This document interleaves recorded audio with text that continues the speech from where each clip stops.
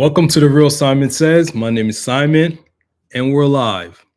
So today we're going to be covering three topics. The first topic we're going to be talking about is about the National Guard being deployed in cities such as Memphis, Portland, and Chicago. Those are the three topics that we're going to be talking about. And if you're new to my channel, please make sure you like, you share, you subscribe, and it will really be appreciated. Every time I'm about to start a live, I would like to thank three people. I like to give thanks for three things. First is God, because He have given me the breath of life to be here today. Without Him, I won't be where I am today. The second thing is I want to thank all my supporter, everybody that's subscribing, that's supporting me. That is actually, it's really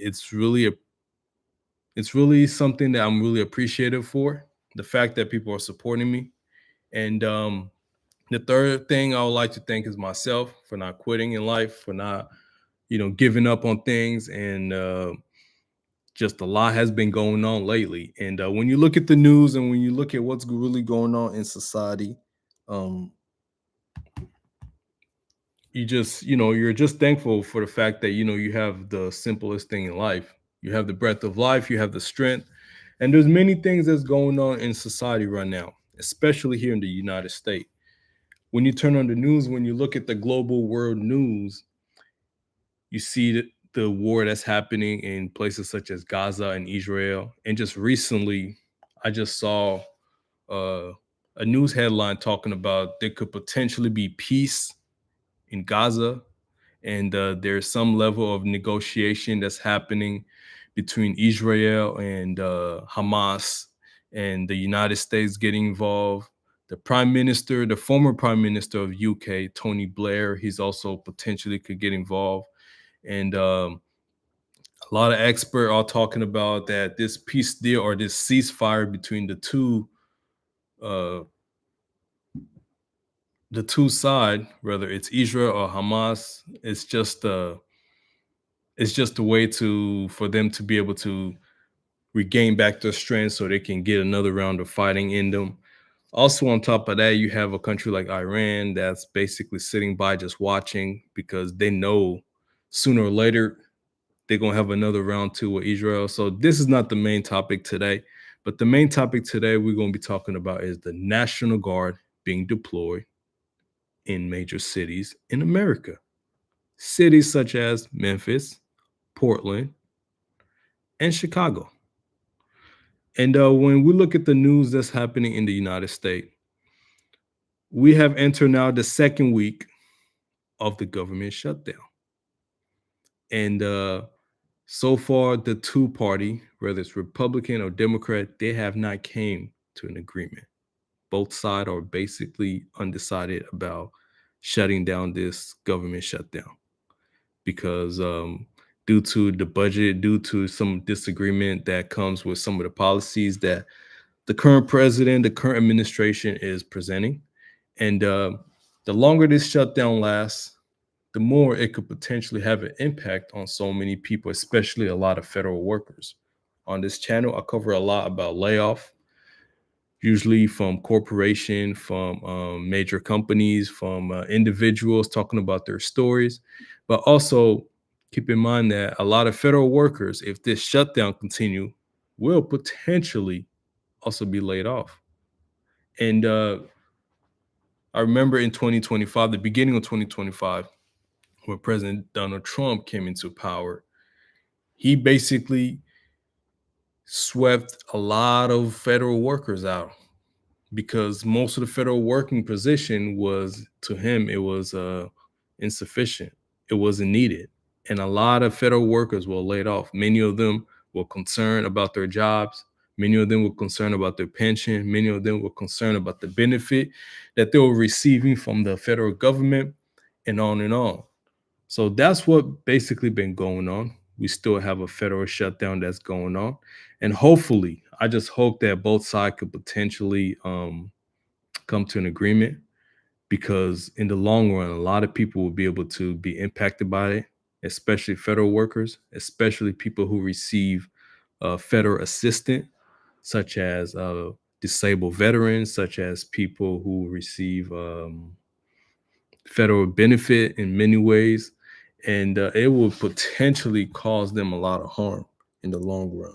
So that's what's really going on. And another thing that I kind of want to talk about a little bit is with Candace Owen. Candace Owens, she basically is putting out information about the Charlie Kirk death, talking about she has information about, who could potentially be involved in his death. She's showing receipts. She's showing text messages. She's showing she's basically name dropping people in the Turning Point USA that will potentially involve or could potentially be involved in Charlie Kirk death, and she's not letting go.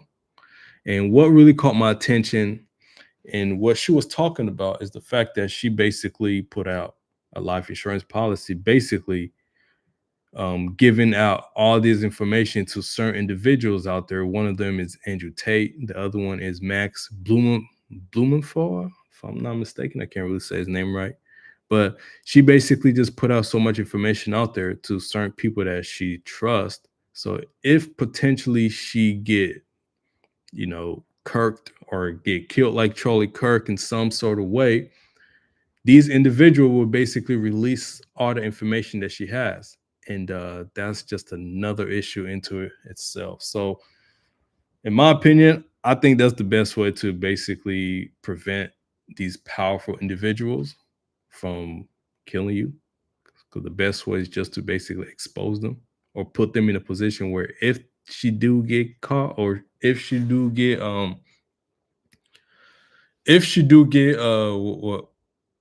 if she does get killed or assassinated, those individuals will be in big trouble because you have people like Andrew Tate, who, in my opinion, he's a pretty interesting marketing individual, and he will definitely blow them out of the sky, in my opinion.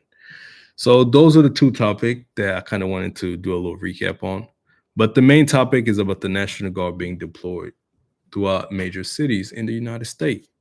And lately, we have been seeing a huge protests that have been going on throughout major cities in the United States, especially with the immigration policy that President Donald Trump has implemented.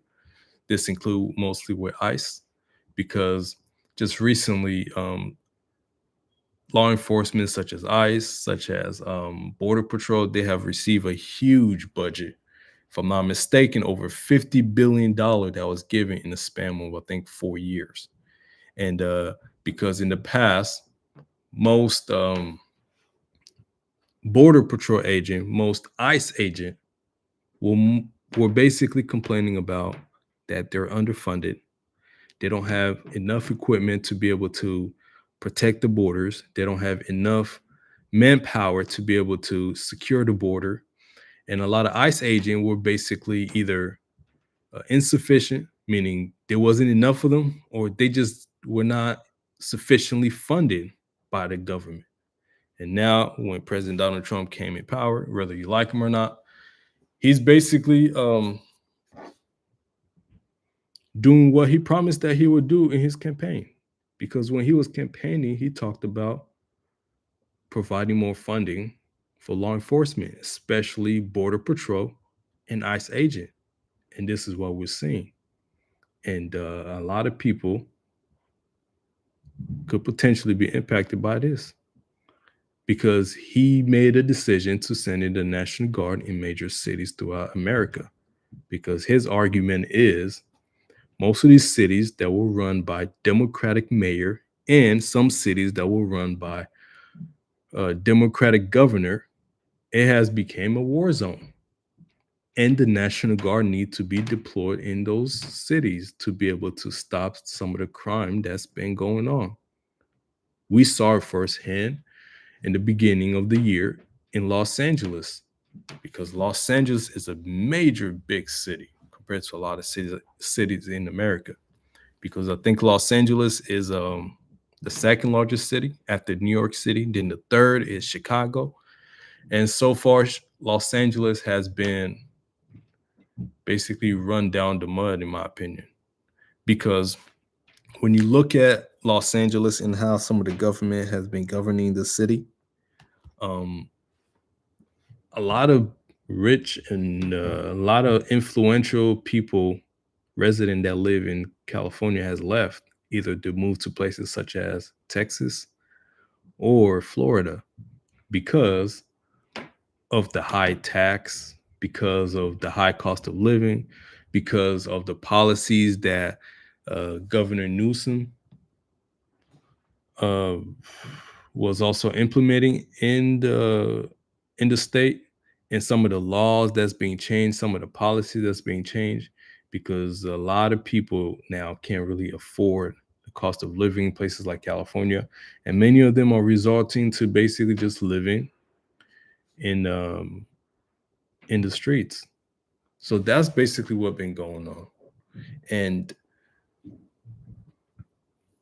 when ICE was deployed in places such as Los Angeles, a lot of people took to the street, and many of them were mostly Hispanic because let's not forget, Los Angeles is also a huge Hispanic community. It has a huge Hispanic community because when you read the United States history, you'll find that Los Angeles, California also was part of Mexico and it was taken to war and many other treaties that were signed between the two countries back in the 1800s. So Los Angeles has always had a huge portion of Hispanic communities. And the fact that ICE was involved in there, it pretty much triggered a lot of Hispanic families because many of them probably have families that's living in the United States that are illegal. And some of them, they provide a lot of assistance to them, provide them jobs, give them, things to do, give them under the table type of jobs, and on and on. And many of them also, have family members that have children here that could assist them in so many ways. But at the same time, ICE just came in and decided to basically blow the whole thing up. And now we see in places such as Memphis, we see in places such as Portland. Portland is kind of dear to my heart because I lived in Portland for about 20 plus years of my life. So Portland is kind of like hometown for me. Currently, I don't live in Portland right now. I actually moved out of Portland like in 2023, but I still have family members in Portland. I still have friends in Portland. I still have acquaintances. I still have people that I always check up I always check in with and just to make sure that they're doing good that still live in Portland. So when I saw that Portland could potentially be the next city in President Donald Trump list of cities that he will be deploying the National Guard in, it kind of didn't feel right, because a lot has been going on in Portland, but I don't think it's in the level of places like Chicago. But now we're gonna get into talking about Memphis.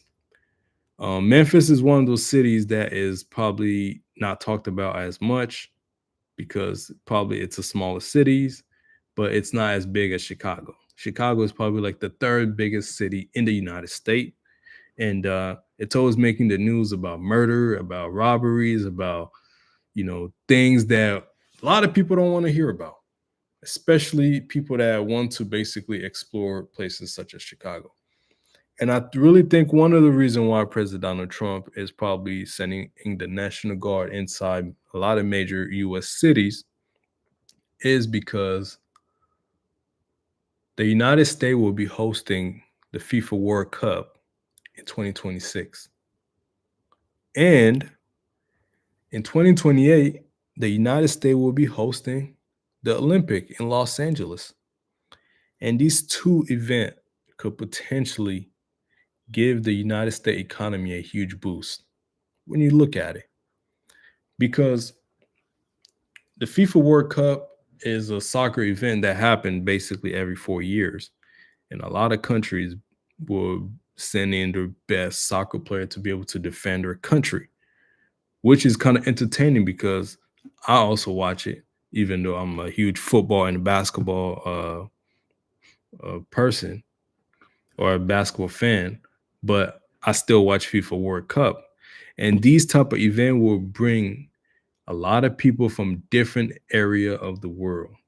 It will bring people from places from Asia, from Africa, from the Middle East, from the Caribbean, from South America, and all of them will come in the United States just to cheer on their team, cheer on their country.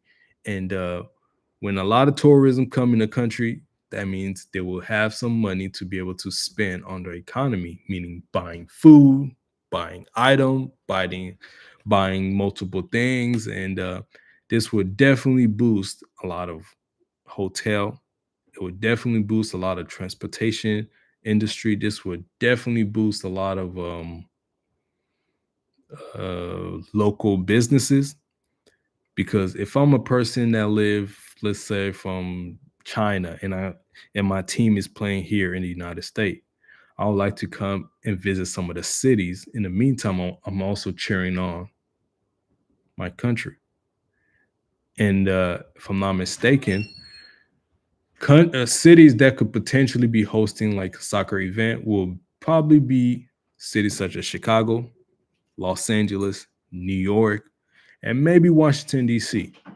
I don't think Portland will probably host a FIFA World Cup event, or like Memphis, because those are much smaller cities. But I really think cities such as Los Angeles, Dallas, Chicago, New York City, Washington, D.C., Atlanta, what's another big city? Houston. Those are the cities that could potentially be hosting the FIFA World Cup event, where a huge portion of people will be basically coming. But the thing about this FIFA World Cup is it will be shared with three countries. Basically, it will be shared with Canada, United States, and Mexico. So if I'm not mistaken, there will probably be some soccer event happening in cities such as Toronto, maybe Vancouver, and if I'm not mistaken, probably in Chicago, Los Angeles, New York, and in Mexico, it could potentially be in Mexico City, and probably another city that probably I don't know about in Mexico. But when it comes to the Olympic that's going to happen in 2028, it will happen in Los Angeles. But all these major cities like Chicago, Dallas, New York, and many more other places will potentially be used as a city for a lot of events, such as track and field, such as swimming, such as um, long distance running, such as archery. There's multiple things that they will be doing in a lot of cities throughout America. And I think the president realized that, you know what, I need to do something. I need to do something to make sure some of these cities, especially cities that's run by mostly Democratic mayor and Democratic governor, I need to make sure that these cities are safe, that people are safe, that the community is safe, that the resident is safe. And when that event come, when the FIFA World Cup come in 2026, and when the World Cup happen, I need to make sure that the tourism that will be exploring some of these major cities are safe and they're protected, because you don't want a tourist from a different country to have an experience of getting mugged by a thug, by a gangster, by an individual that's probably, you know, not right in the head and things like that. You don't want that to happen. And I think as a president, you have an image that you want to uphold, especially for your country, especially for a global event like a World Cup or an Olympic, because you want to portray your country in the positive image as possible, because you don't want other tourism to go back to their country and talk about the horrible experience that they had, the fact that they got robbed, the fact that they got things taken from them and things like that. You don't want that, because that will basically mess up a lot of things that you have to do as a president, things like that. So I think that's one of the reason why he's deploying the National Guard. And also a part of it also has to do with control, because he has to basically keep control of the country, keep control of places, to make sure that all these cities is under his control, and nothing that's happening um, won't just be something that just happened out of nowhere. So Memphis is a city that they're sending the National Guard, and let me look at some of the videos of how Memphis is doing when it comes to the National Guard.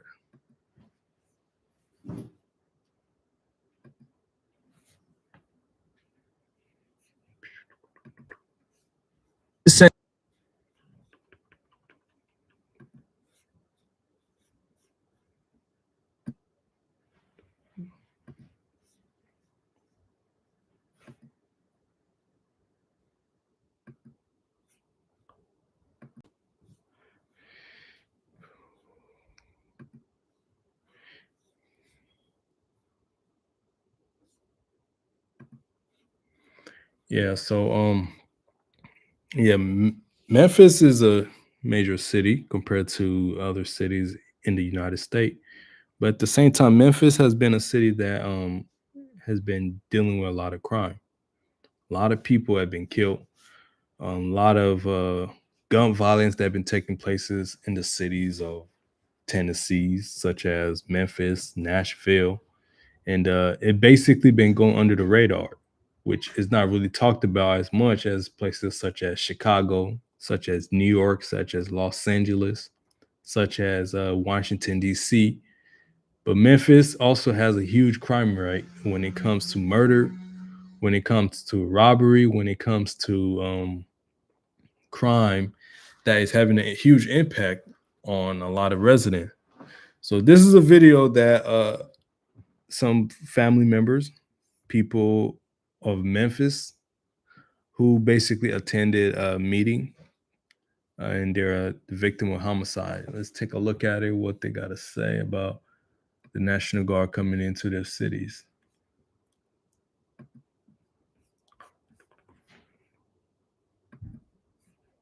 Joining Action News 5 at 10, I'm Joy Redmond. Following the announcement National Guard troops are coming to Memphis, violent crime in the Bluff City has been a major topic of discussion this week, from our news desk all the way to the White House. But tonight we are sharing what the people most impacted by that crime have to say. Action News 5's Garner Montgomery live in studio with words from the mothers of homicide victims. Tonight, I attended a town hall meeting for the families of homicide victims. They met with police officials here in Memphis and detectives and talked with the mothers who lost their sons to gun. You know, it must be very frustrating as a homicide victim or a family member of a homicide victim, not knowing the fact that, you know, your family member has been murdered, has been killed, and until now, the police can't do nothing about it, or they haven't done nothing about it, because the murder or the killer is still out there, and a lot of people are probably frustrated. I can only imagine if this was, you know, someone else. But a lot of parents have to deal with this. A lot of parents have to go through this, especially in a lot of major cities throughout the United States. We see that in places such as Washington, D.C., Los Angeles, Chicago. Many parents are basically burying their children when their children are basically teenagers, because in reality, I think children are supposed to be the one who's supposed to be burying their parents. It should not be the other way around, where children are the one being buried by their parents. And it's kind of sad, especially for a lot of these victims and a lot of parents who are victim of a homicide. Violence, a tragedy that they hope the National Guard can put a stop to. Thursday night, the Healing Center hosted a town hall for people who have lost loved ones to homicide in Memphis and Shelby County. Presented by Sharika Carpenter, who lost her teenage son to gun violence in 2021.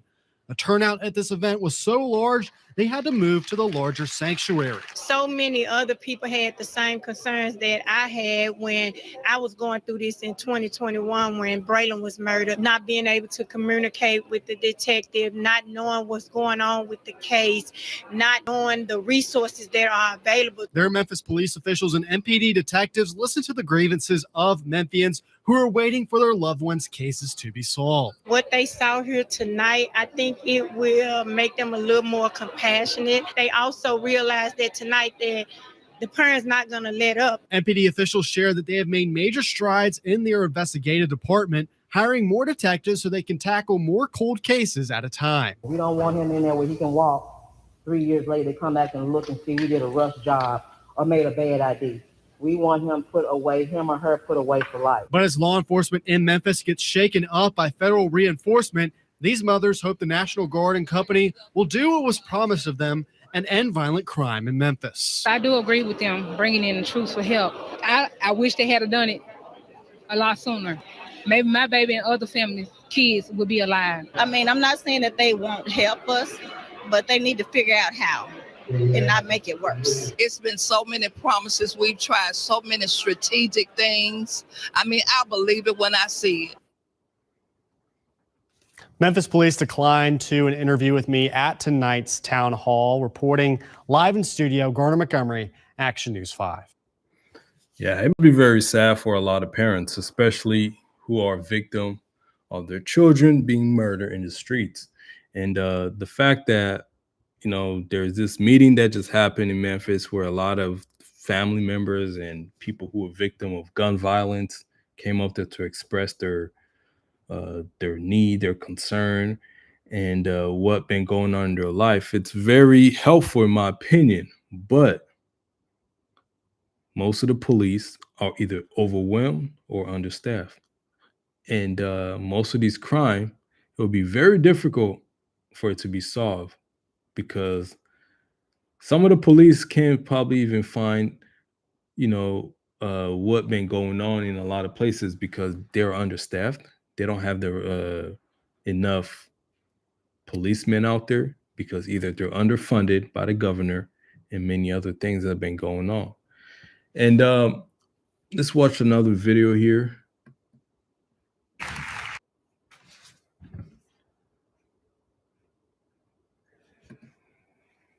This is the first week of the Memphis Safe Task Force on the streets of Memphis, but whether they're making a difference depends on who you ask. WREG's April Thompson continues our Team 3 coverage tonight by breaking down the numbers we're getting and telling us why some are skeptical.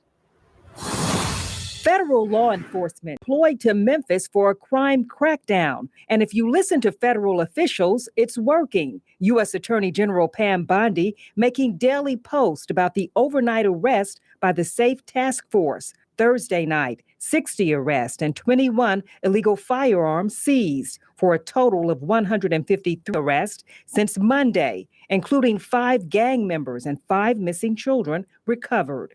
But are these numbers showing less criminal acts in Memphis? Pastor and community activist Earl Fisher has questions. Pam Bondi is sending something out every day talking about the number of arrests. And a lot of these arrests have nothing to do with the type of violent crimes that they touted they would be minimizing when they got here.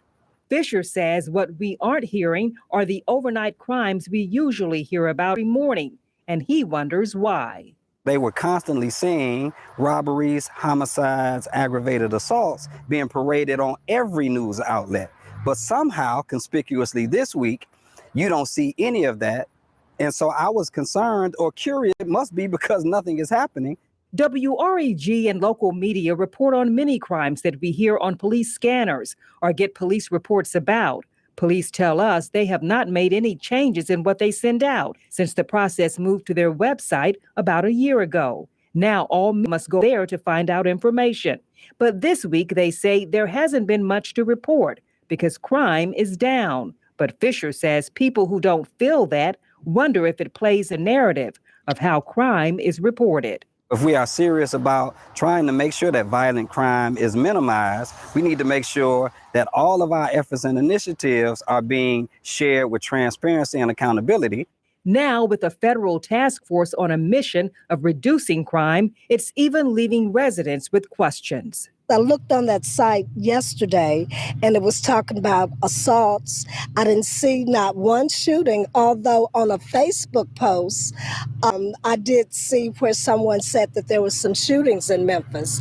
And I said, I know that's not true because the media would have reported that. WREG looked at the numbers posted on the city crime data website for the last 5 days. From Monday to this Friday, there was 1 murder, 31 aggravated assaults, 23 motor vehicle thefts, and 6 robberies, compared to last week with 2 homicides, 47 aggravated assaults, 72 vehicle thefts, and 12 robberies. Day numbers are down as of midday today, and police say that is what is happening. Crime is down. If crime is down, I am going to celebrate it, but I'm also going to ask how and why so that we can make sure we're doing long-term solutions and not these snapshots where people will use for political purposes. Reporting for your news leader in Memphis, April Thompson, WREG News Channel 3. And we want you to know that WREG is committed to providing you accurate accounts of crime in our community. We'll continue to push for numbers and incidents that reflect what's happening where we live. Like I said earlier, I think sending in the National Guard is a good thing for short term, but in the long term, I don't think this is very beneficial because one, it's consuming a huge budget because deploying the National Guard inside these cities, they all got to be fed, they got to be equipped, they got to be provided for, they got to be taken care of, and it's a huge budget, especially for the federal government and even for the state governor. On top of that, yes, it could potentially scare a lot of criminal away, which a lot of thugs, a lot of gangsters, especially the YN that hangs out in the streets, most of them are scared to go outside because, let's just be honest, most of them cannot deal with the National Guard and the equipment and the guns and the weapon that they have. So most of them are probably going back in their mama's house. Most of them are probably going back to live, in their grandma's basement. And most of them are probably going back to go live with their baby mama. And most of them are probably not paying attention to their kids, making sure that their kids is being taken care of because they understand that the street is hot. Because the street is hot and they understand that the National Guard are basically all over the streets, making sure that if you're really out of line, if you're out there as a felon with a weapon or as a felon selling drug, the National Guard will come and sweep you. And most of them don't want to deal with the feds because, in my opinion, as if you're a criminal, it's better to deal with the state criminal law than dealing with the federal criminal law because the feds don't play. Because when the feds are coming to investigate, or if the feds is coming into your case, especially a criminal case, they have a 97% conviction rating, meaning if the feds is looking at you, just know that there's a high chance that they'll probably already have evidence on you and you are probably already guilty. So the next city that I'll be talking about is the city of Portland. Portland is a place that I lived in for the past 23 years, if I'm not mistaken, for a huge amount of time. They just said 20 plus years of my life. I lived in Portland. And sending in the National Guard inside Portland, it kind of made me a little concerned because I lived in Portland for a long time. Yes, there was violence, but it wasn't as much as places such as Memphis, such as Chicago, such as New York, such as Los Angeles, and many other cities out there. Because Portland also has its own fair share of violence when it comes to drug abuse, but they're pretty low when it comes to murder. They're pretty low when it comes to homicide. They're pretty low when it comes to kidnapping. Yeah. So let's take a look at some of the videos here. Portland. Tonight, we're tracking major development. To answer your question, I don't want. Today, a U.S. appeals court has denied the Trump administration effort. The state of California and the Trump administration once again at. In just hours, a court of appeals will hear arguments over the controversial. Today, the 9th U.S. Circuit Court of Appeals issued a stay. One of the things I've been dealing with all day. Tonight. So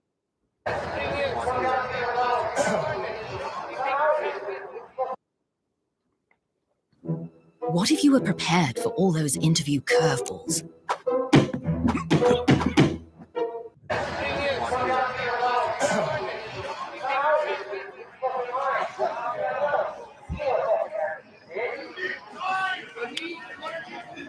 Still waiting for the camp sheet, guys.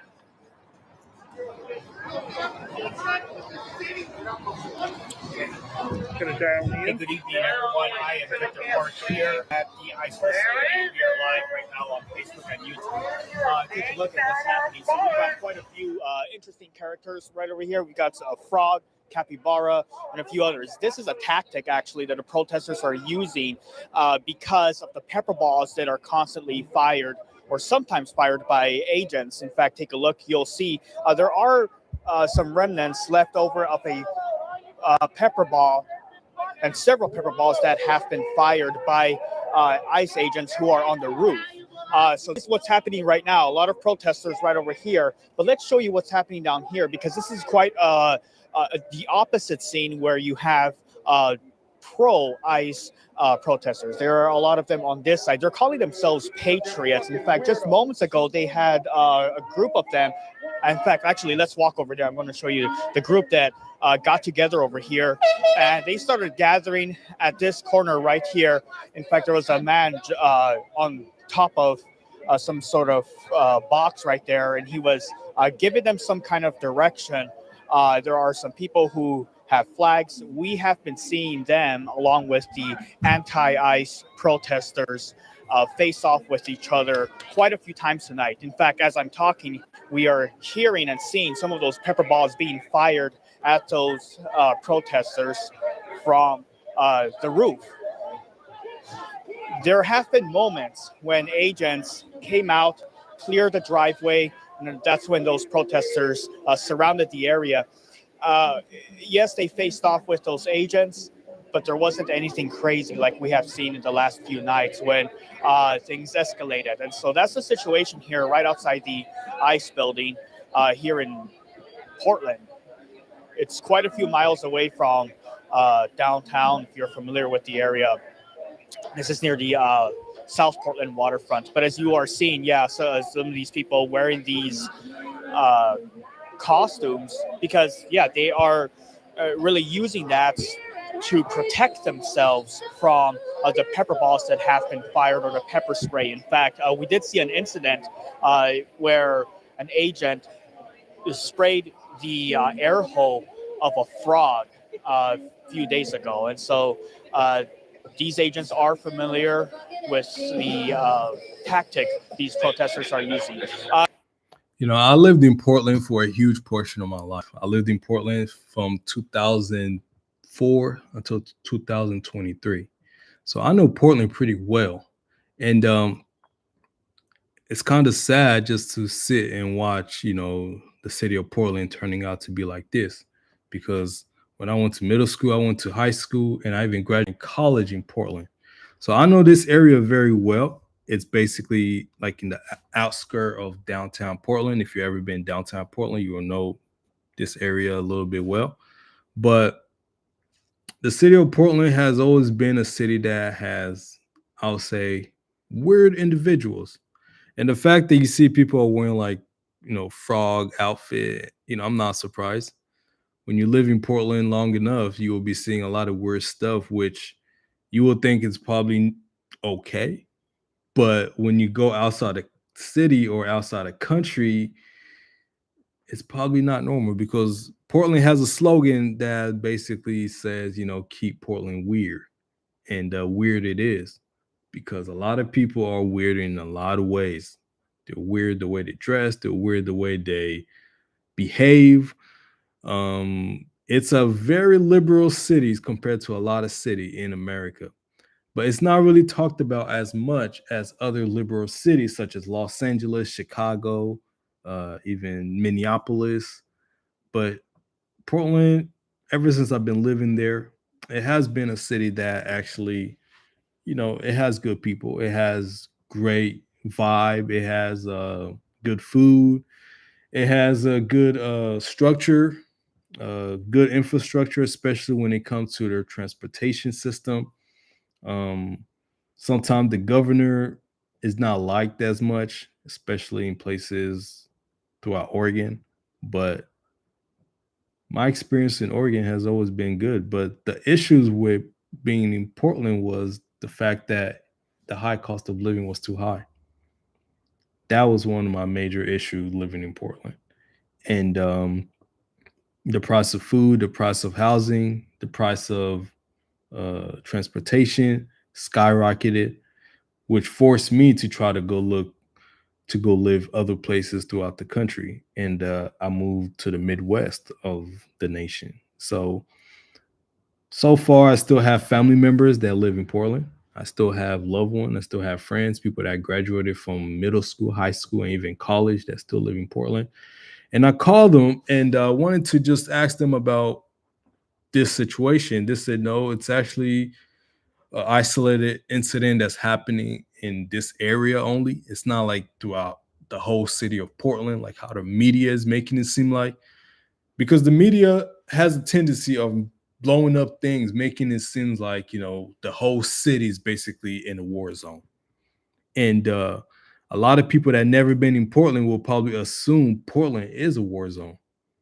But for me, since I lived in Portland for the past 20 plus years of my life, and I still have family members that are in Portland right now, I will not say Portland is a war zone.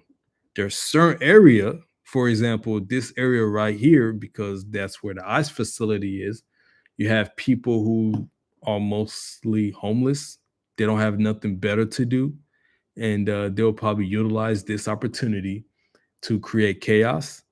And on top of that, this will open a lot of doors for groups such as Antifa to get involved and to try to basically push their agenda to make the protests a little bit more violent so the National Guard could react in a certain way so they can point fingers at them and say, oh, look at them. They're basically abusing us. So basically just playing the victim card and on and on. But so far, this protest has been like this for a couple of days. And knowing people in Portland, I think they will continue doing this until something big happen, because you have people in Portland that are weird, that don't have nothing better to do, because one of the issue in Portland is also homelessness. And it's a lot of Gen Zer that are homeless, the type that have blue hair with big ass earring in their nose, gothic looking weird people. They don't have nothing better to do. And when I was going to Portland State, which is downtown Portland, I've seen a lot of those people. I've seen a lot of those people in those cities. So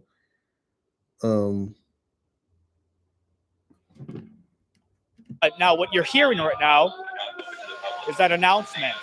And usually, when that announcement is being made, a few minutes later is when those gates open, and that is when those agents come out and start clearing the driveway for people to go in or out of the ICE facility. And when that happens, that is when we see both sides of the aisle come out. Protesters start saying "shame on you," and the ones who favor ICE start cheering them on, start saying saying USA. And so you might hear that in just a few minutes if these agents come out. So that is what has been happening. We haven't seen any arrests. We have seen Portland police around here. In fact, I don't know if they're over there right now, but we did see them, at least a bike squad down there.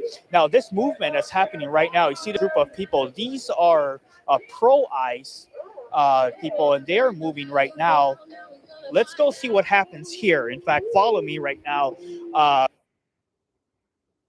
People right now, a lot of protesters, everyone's kind of surrounding here. They're going to try to figure, let's see what happens here.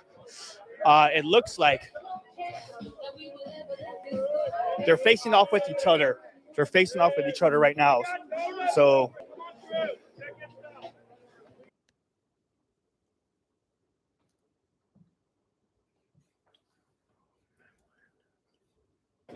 and then someone else right over there. I mean, it almost looks like some kind of photo op, but it's really unclear exactly what's happening. There's just a lot of people taking pictures and recording this moment.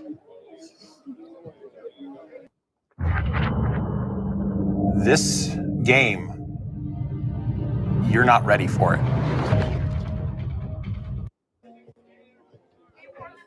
I see someone with a flag. Then there's that unicorn. And then there's okay, we could move actually on the left over here. You'll see there's a man from the Patriot side. We'll call it the Patriot side because that's what they're calling themselves. Having a conversation, dialogue. That's what it looks like it is. Dialogue between someone next to the unicorn and the Patriot side. Patriot side is the one who's the pro-ICE.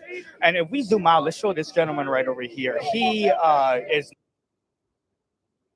nicked by Portland police a few days ago.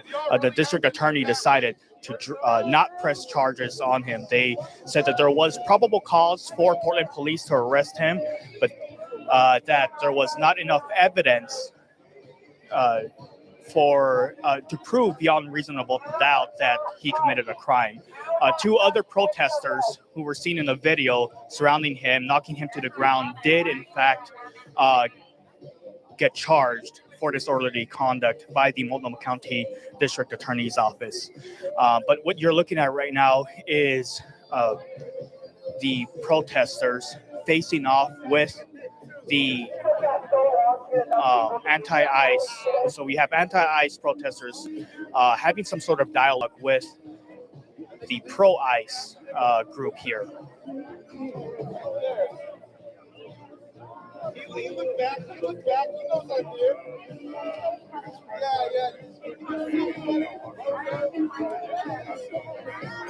Again, if you're just joining, I can see how this protest can even turn out to be violence, and this is why we're seeing a lot of violence that's happening in Portland, especially when it comes to the ICE protest. Because on one side you have the anti-ICE protesters, and then on the other side you have the pro-ICE protest. And when you have a group such as Antifa, they can infiltrate both sides of this protest, and they can trigger a lot of violence. Start throwing rocks, start throwing item and things that could potentially harm the protesters and even the police and even the National Guard. And now this trigger the National Guard and the police to start acting in a certain ways that could potentially become a little bit more violent. And when people don't have nothing better to do, when people don't have, a life, meaning they don't have a job, they don't have a place to go. Most of them are probably people who are from a different city or a different state. They're coming in there, they have nothing to lose. So for them, they have a better incentive to become violent and just film it, put it on the social media to talk about how the National Guard is being violent, how the police is being violent, and this and that. Us on Facebook and YouTube, you are seeing a group of pro-ICE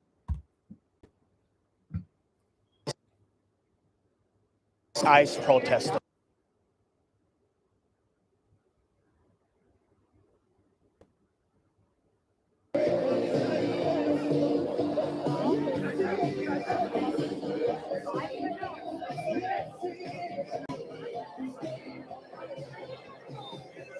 Can we get close?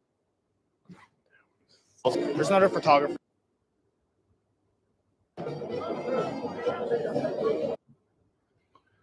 Talking, a lot of people obviously surrounding them. Portland police also, in fact, let's turn around. Let's show, follow me right here. You can see Portland police right over here that's their bike squad, just kind of monitoring the situation is what they have been doing the past few nights. And so now in this case, just watching over what is happening, but clearly nothing of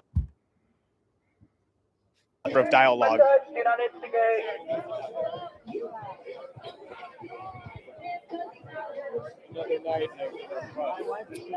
Not sure if they're going to keep. You have to.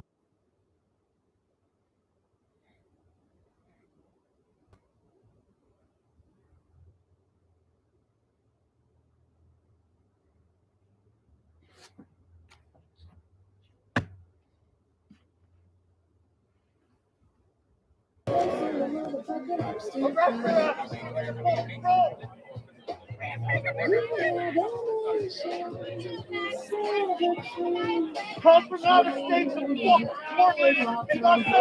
You got some coming.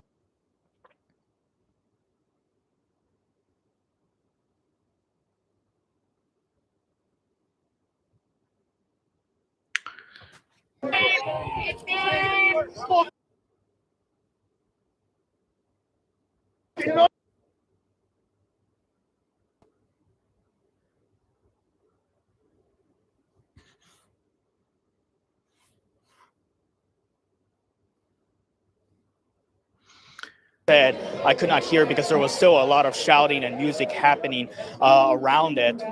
But we did see some of that. We saw an anti-ICE protester and a pro-ICE person talking to each other, try to figure things out, I guess. And there's more.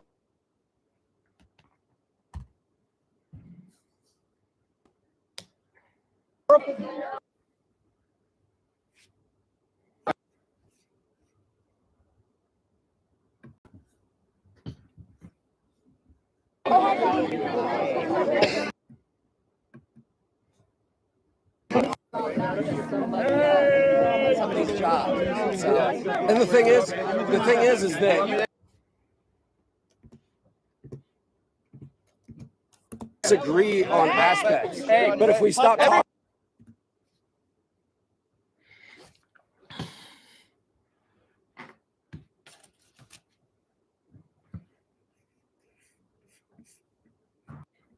With the national. Your dad.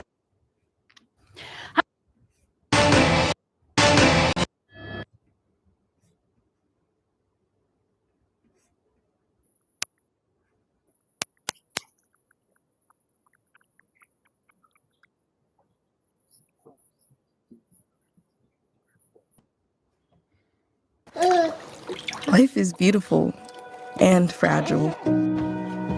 We fall. We fall hard. We get tired.